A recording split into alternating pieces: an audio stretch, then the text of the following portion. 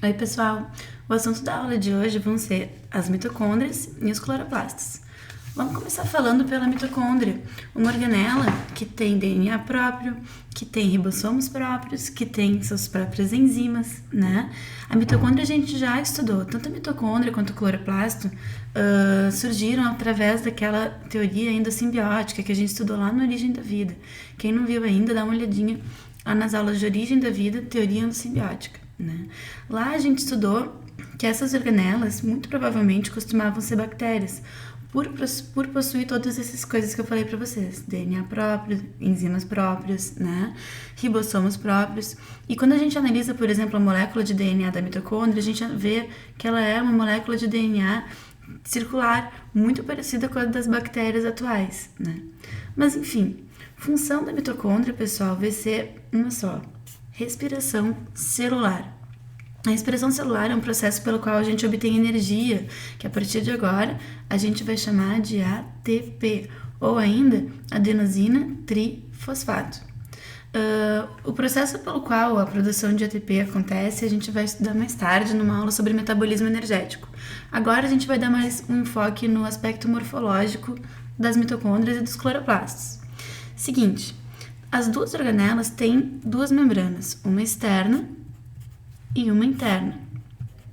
Lá dentro da membrana interna, a gente tem como se fosse um citoplasminha bacteriano, né? A gente vai chamar essa aguinha onde está imerso o DNA, os ribossomos, as vitaminas, de matriz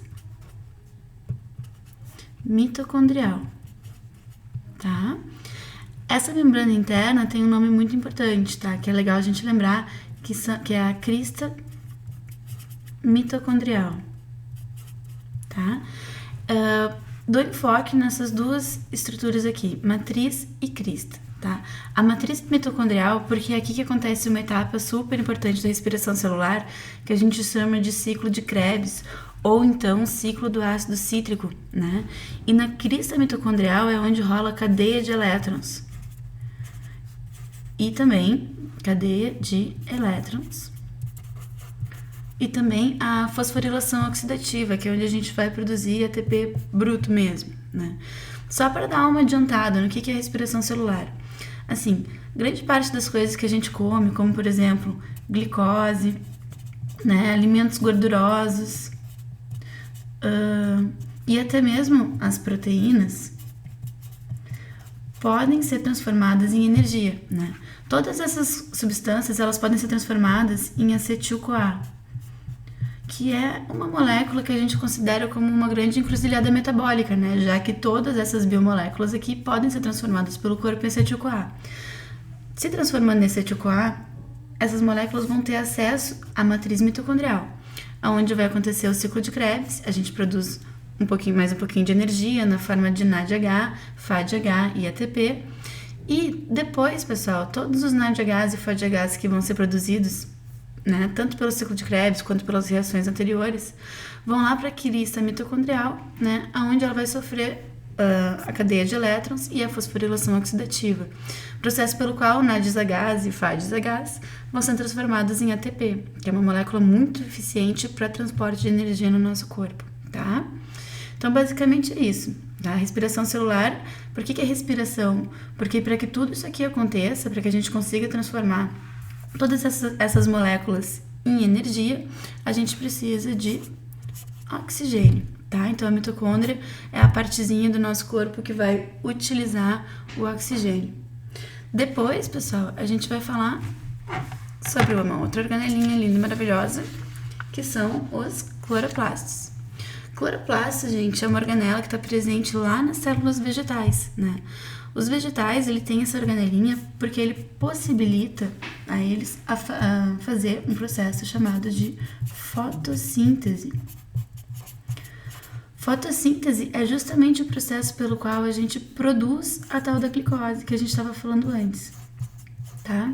E esse processo, ao invés de consumir oxigênio, como a gente estava falando antes, lá para a mitocôndria, ele consome gás carbônico, né? A glicose é uma molécula que tem 6 carbonos. A fórmula química dela é C6H12, O6, né? Então, para a produção de cada molécula de glicose que tem 6 carbonos, a gente utiliza 6 moléculas de gás carbônico, tá? Maiores detalhes sobre a fotossíntese a gente vai ver na aula sobre metabolismo energético. Mas, enfim, para as características morfológicas, então, a gente também vai ter uma membrana externa e uma membrana interna. A membrana interna, ela se organiza da seguinte forma. Cada uma dessas moedinhas que vocês estão vendo aqui, a gente chama de tilacoide. Então, um pouquinho mais para cima foi para vocês enxergarem que eu estou escrevendo. Aqui. Tilacoide. Esse tilacoide, essa moedinha que vocês estão vendo aqui, é a estrutura do cloroplasto que tem um pigmento verdinho, que a gente chama, né, de clorofila. Ali também pode ter um outro pigmento, né, que a gente conhece como pigmento carotenoide, tá? Ou seja, os pigmentos responsáveis pela realização da fotossíntese. E eu digo com propriedade que eles são responsáveis pela fotossíntese, porque esses são os pigmentos que têm a capacidade de absorver a radiação luminosa, tá? Então, eles vão absorver a energia que tem lá nos fótons. Então, todo o processo fotossintético só existe por causa dos pigmentos, que estão lá na membraninha do tilacoide. Daí, pessoal, vocês sabem que biólogo, para dar nome para as coisas, né, não paga imposto. Então, a gente sai dando nome para as coisas. Olha só, o nome do conjunto de tilacoides, né, uma pilhazinha de moedas dessas, é granum. Tá?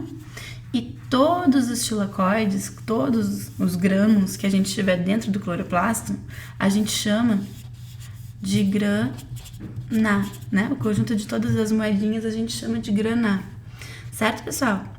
O citoplasminha, digamos assim, né? Que a gente teria dentro da matriz da organela, né? Dentro do cloroplasto, a gente chama de estroma. Duas estruturas que eu gostaria de chamar a atenção de vocês seria o estroma e o tilacoide. Porque a fotossíntese ela é subdividida em duas etapas, a fase clara e a fase escura, né? Na fase clara, a gente chama, ela é uma fase de produção de energia, a fase que a gente transforma a energia luminosa em energia química, né? E isso acontece, como eu falei para vocês, graças aos pigmentos fotossintéticos. Então, quando a gente vai falando em fase clara da fotossíntese, a gente fala em tilacoides, tá? Então, vou botar aqui para vocês, que é aqui onde rola a fase clara, tá? Aqui a gente vai ter os fotossistemas 1, fotossistema 2, né? P700 e P680, e a fase escura, né? Mais conhecido como ciclo de Calvin, vai acontecer no estroma, porque aqui que estão as enzimas que vão realizar esse processo. É durante a fase escura que a gente vai fazer a fixação do gás carbônico, né? E, portanto, a produção, de fato, da glicose. Certo, meu povo? Então, tá bom. Até a próxima aula. Beijo. Tchau, tchau.